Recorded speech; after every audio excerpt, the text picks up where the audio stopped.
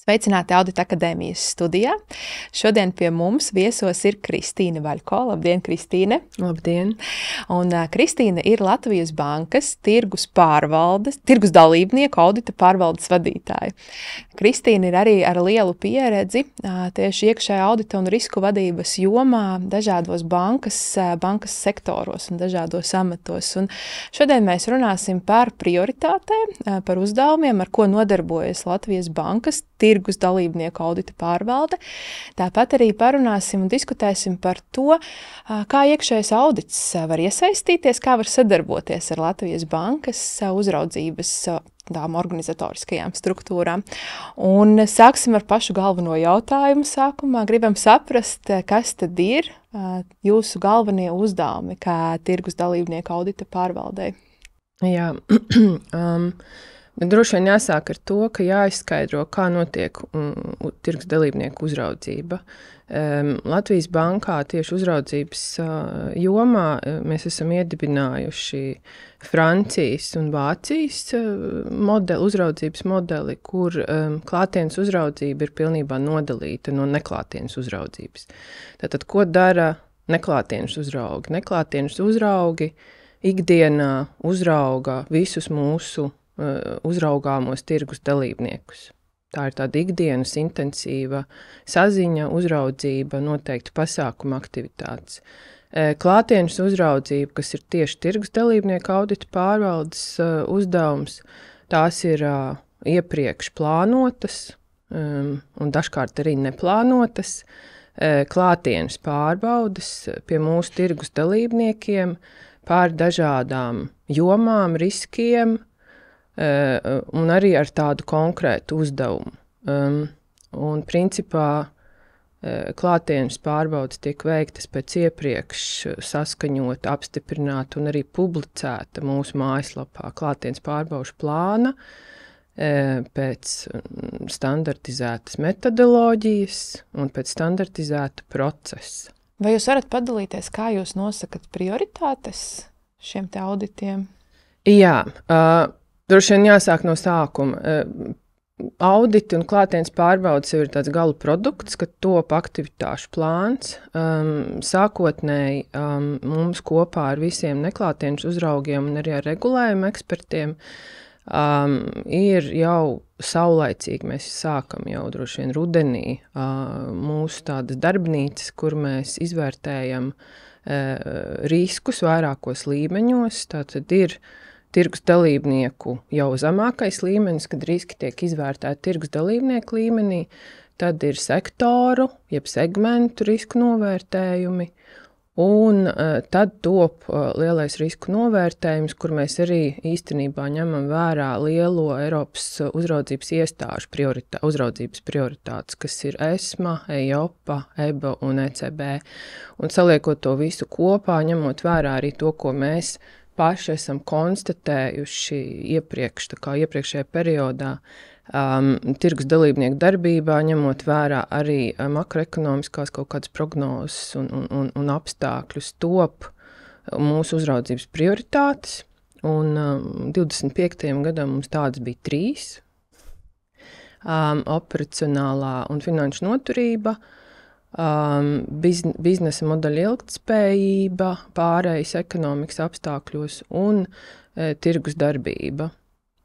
Tur zem katras no tām prioritātēm ir noteikti fokusi, katram segmentam tie ir specifiski, jo ne visiem, arī tās prioritātes ne visiem segmentiem ir raksturīgas un piemītošas. Un tad, balstoties uz prioritātēm un fokusiem, tiek definētas un plānotas aktivitātes,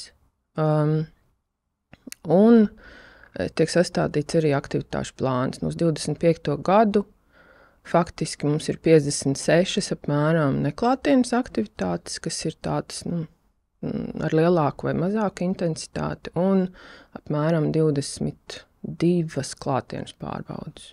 Un sakiet, cik liela komanda jūs esat, ņemot vērā šo te lielo darba apjomu?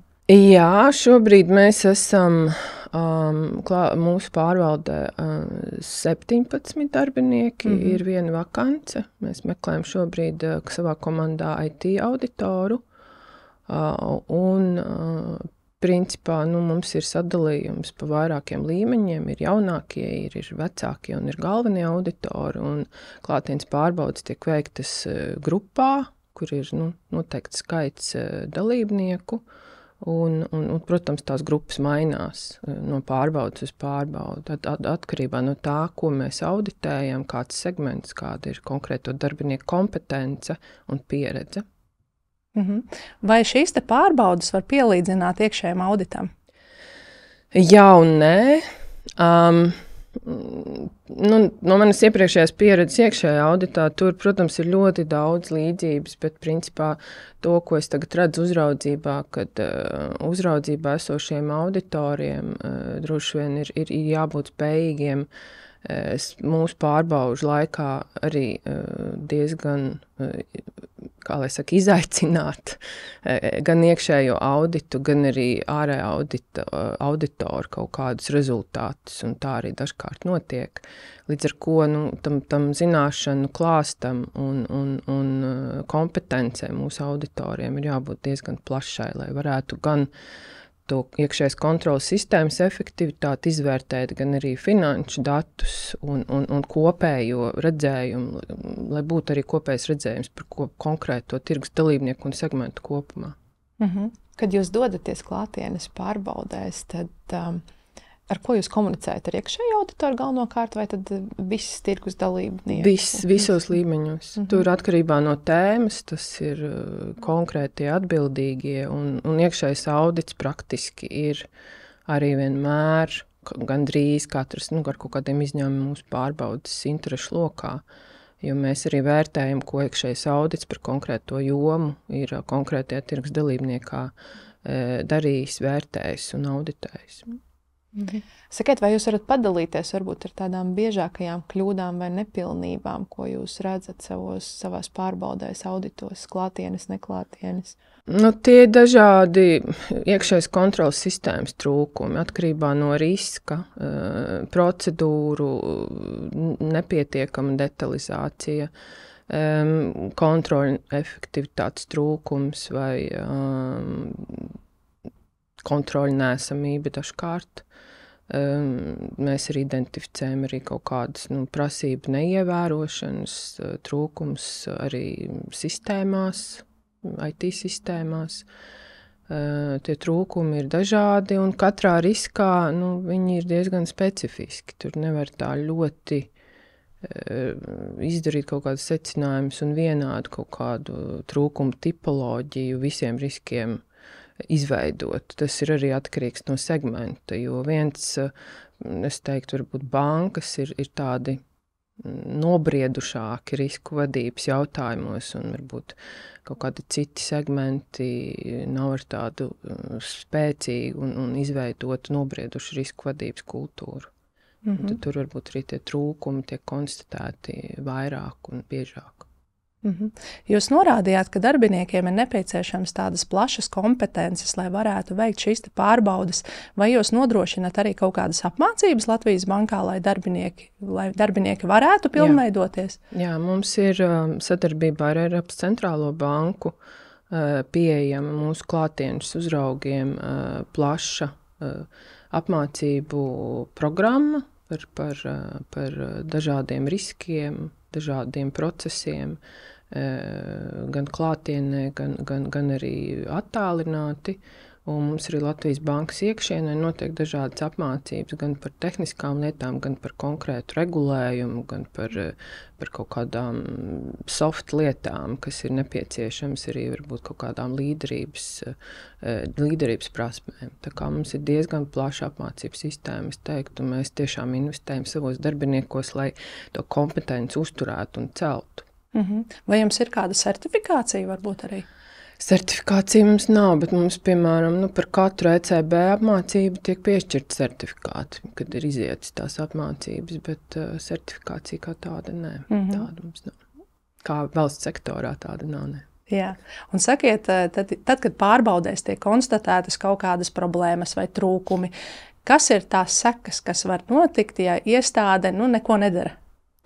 Varbūt uzreiz prezumēt, ka iestāde nedara, droši vien mēs tiešām cenšamies strādāt ar katru tirgus dalībnieku, lai trūkums novērstu. Tāpēc tur ir ļoti liels skaidrojošais darbs, tiek ieguldīts runājot un skaidrojot trūkumu būtību un to, ko mēs sagaidām no tirgus dalībnieka, jo mēs strādājam arī trūkumu novēršanas procesā uz to, lai tiktu ne tikai novērsts pats trūkums, bet arī tā iemesls. Un dažkārt mums nākas arī diezgan skaidrot, kā mēs varbūt redzam, kā to iemeslu varētu arī novērst.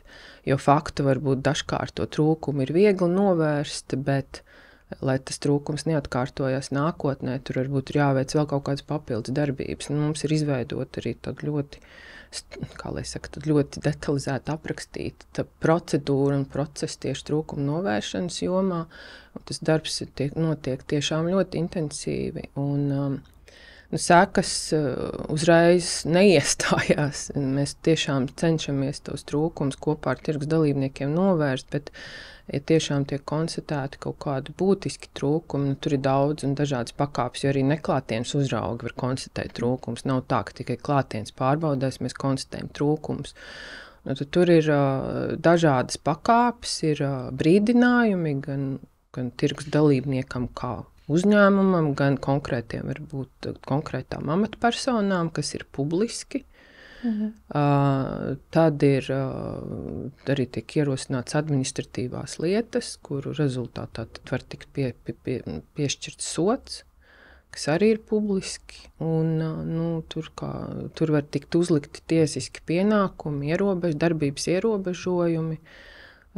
Kā galējais, protams, ir licences atņemšana. Tas ir tāds smagākais, protams, sankciju veids. Kā ir ar tādiem izaicinājumiem lielākajiem, ar kuriem jūs saskaraties klātienes, neklātienes pārbaudēs? Es teiktu, ka es varbūt gribētu to plašāk pavērst vispār par izaicinājumiem uzraudzībā kā tādā, kas šobrīd notiek, jo pēc būtības mums tas uzraugāmo loks paplašinās un mums nāk daudz arī tādi jauni segmenti, kā kriptoaktīvu pakalpojumu sniedzēji, kurus mēs uzraugām no šī gada, ir fintech joma, un arī pašas finanšu iestādes ievieš dažādas digitālas pakalpojumus un digitalizējas, līdz ar ko mums uzraudzības jomā, protams, jādomā, kā mēs šīs lietas varam pārbaudīt, jāveido jaunas pieejas, jauni rīki, jaunas arī kompetences mūsu pusē jāattīsta. Protams, tas ir izaicinājums, ir arī komplicētais regulējums un arvien jauns regulējums, kas ir jāievieš un jāvērtē, cik viņš ir harmonisks, harmoniski jāievieš arī mūsu lokālajā likumdošanā un jāvērtē, kā tas ietekmē mūsu tirgus dalībniekus. Un varbūt vēl trešais tāds lielais, protams, mēs arī ar mūsu komandā esam sprieduši par to, kāds ir nākotnes uzraugs, kādas kompetences un prasmes nākotnes uzraugām būs nepieciešamas. Un, protams, te daudz diskusijas ir par mākslīgā intelekta lietošanu un Eiropas centrālā banka tiešām ļoti aktīvi izmanto rīkus. Mēs, principā, arī esam ceļu sākumā un noteikti tur ir tiešām ļoti liels potenciāls, kā tos risinājumus ieviest, lai uzraudzību veiktu efektīvi un izmantojot mazāk manuāla darba, bet, protams, tas viss ir arī stāsts par šādu rīku ieviešanu, kas paģēra arī kaut kādu resursu patēriņu un arī par jaunu kompetenci un prasmju apmācīšanu darbiniekiem. Sarunas laikā jau vairāk kārtīgi arī pieminējām iekšējos auditorus. Kā jūs redzat to savu sadarbību ar iekšējiem auditoriem?